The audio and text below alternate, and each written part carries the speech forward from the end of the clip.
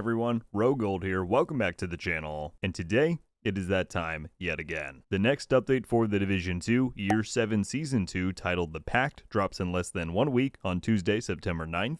And you know what that means, new story, rewards, items, modifiers, and more content. So, if you've missed out on coverage from the test server these past few weeks, or the algorithm has just swung you by and you're curious what's happening with The Division 2 these days, in this video, I'm going to quickly run you through the 5 biggest changes and additions that are on the way with this newest update. And with stuff like a new remixed open world mode, some pretty sweet new modifier abilities for us to play around with, I think it's going to be a pretty fun season. So, we'll get straight into this. If you're not already and you don't want to miss out on all of my upcoming coverage for when the new season drops, then be sure to subscribe. There's going to be plenty with guides, new builds, and much more. And then, as always, a big thank you to our channel members. Another season of the game goes by and you all are still here, supporting my content and what I do, so thank you so much. Without further ado, however, let's dive into the info. Starting off at number 1, we've got Retaliations, Year 7 Season 2's new game mode. Sort of a game mode-ish. For comparison, Retaliations are not something as fully fledged and unique as, let's say, a Countdown or Descent. However, it is very much a distinct mode and gameplay experience over some of the other newer seasonal additions that we've seen, like Scouts. So, Retaliations play into the new season's thematic of territory control. How they work: as you play content in the game associated with a specific enemy faction, you slowly fill up that faction's agitation meter. So, if we're looking at the hyenas, killing hyenas gives you small progress, whereas completing a hyena propaganda broadcast would give you a bit more, or if you go into a hyena main mission, that's a much larger chunk. Upon then filling up that agitation meter, that faction will then invade a named zone in whichever map you're playing on.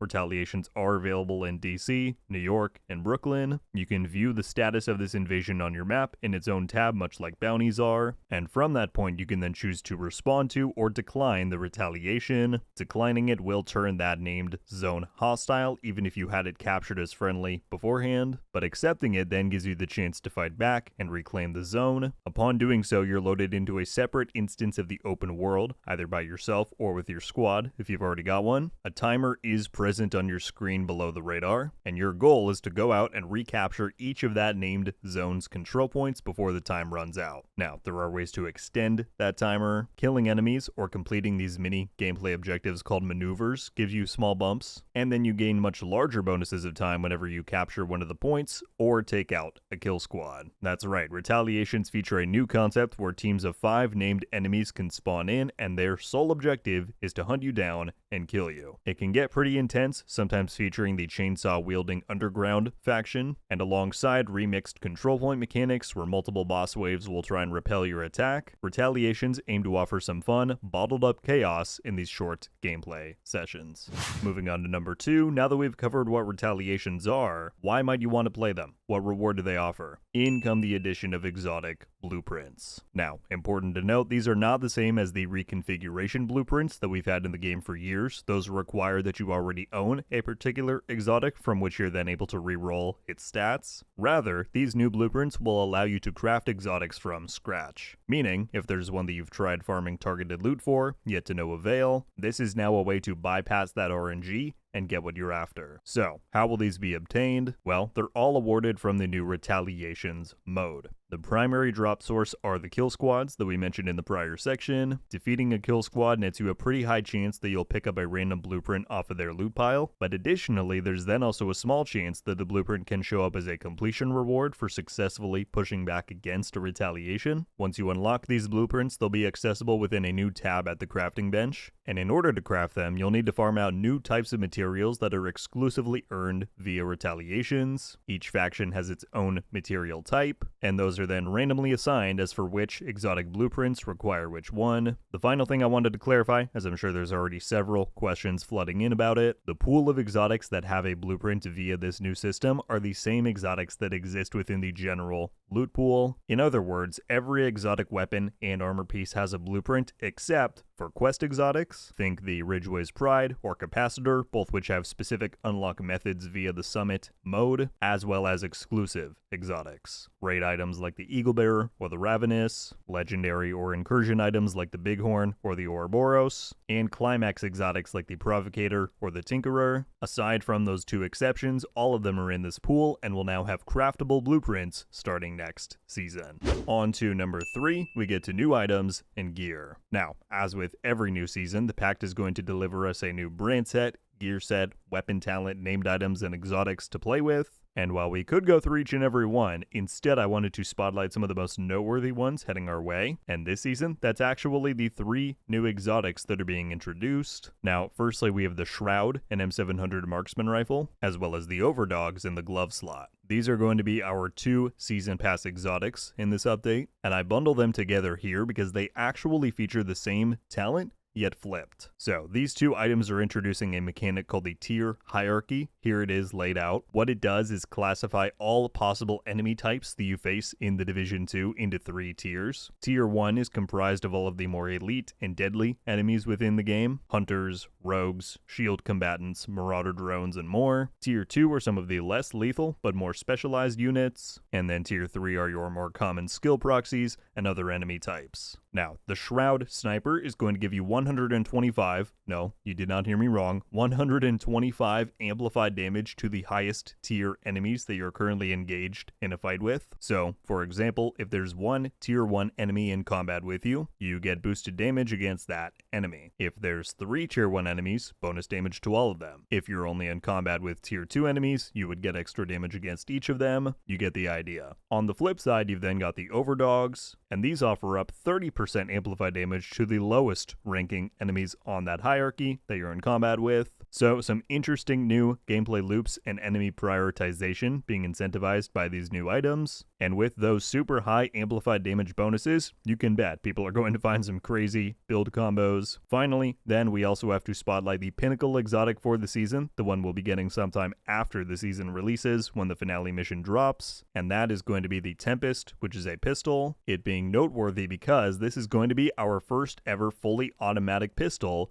in the game. Now, it has its own exotic talent, as all exotics do. However, it's actually not that relevant. Even the developers themselves explain that they gave this thing an intentionally niche talent just cuz, really, because the base stats of the weapon and the fact that it's full auto is what truly makes the Tempest exotic. I did a video showcasing the weapon back during this season's testing phase. I'll link that below in case anybody wants to check it out. But yeah, after trying this thing out for myself, brace yourselves for the incoming wave of dedicated pistol builds toward the end of the season. This thing is wild. At number 4, we've got seasonal modifiers. Now, it's been a good few updates since modifiers got introduced. It's no huge shock that we're getting new ones here, but the devs do seem to keep finding ways to make them continually fresh. To match the season's overall theme of territory control, this season's global modifier, called Divide and Conquer, actually features a much simpler premise than any of the past mods that we've had. Based on how many open world zones you control versus which ones are contested or hostile, you will receive scaling bonuses of rate of fire and weapon damage, both capping out at 30%.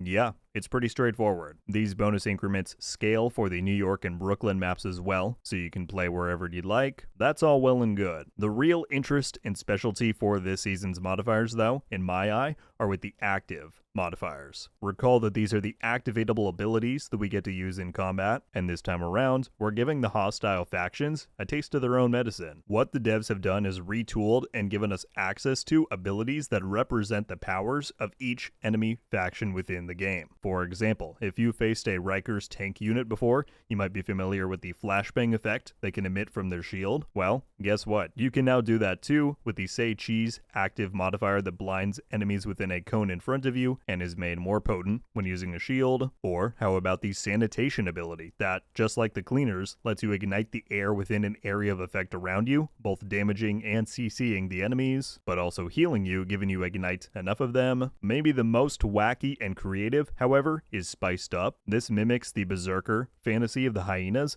and when activated, strips away your armor and restricts you to using hipfire only. However, in return, you gain a huge health and damage boost, increased reload and movement speed, and just lets you rampage around the map for its duration. So there's going to be 5 of these in total, some very creative and fun ideas being thrown in here, and yeah, honestly I can't wait to see what kind of build synergies the community comes up with for these.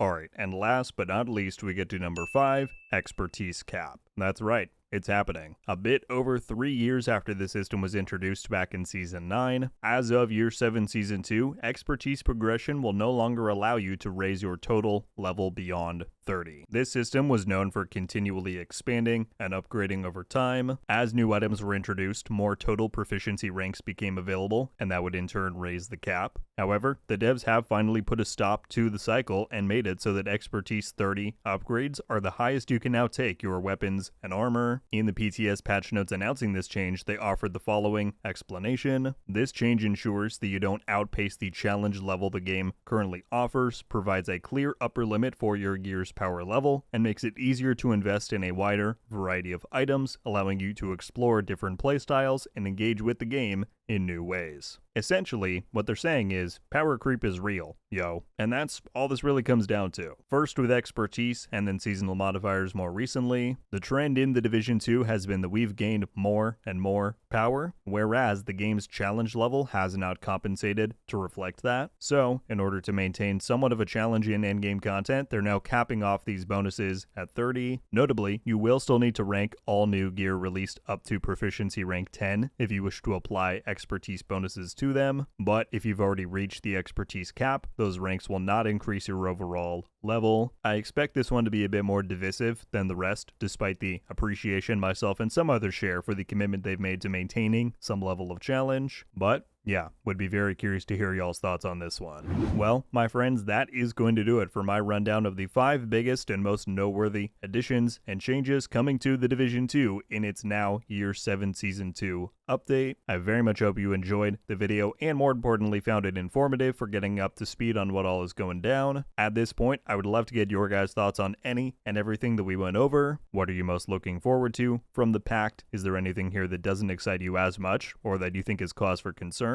Let me know. Would love to gauge everybody's thoughts. That's about all I've got for this one though. Thank you all so much for watching. I will catch you in game for the new season very soon, but until then folks, RogueGold out.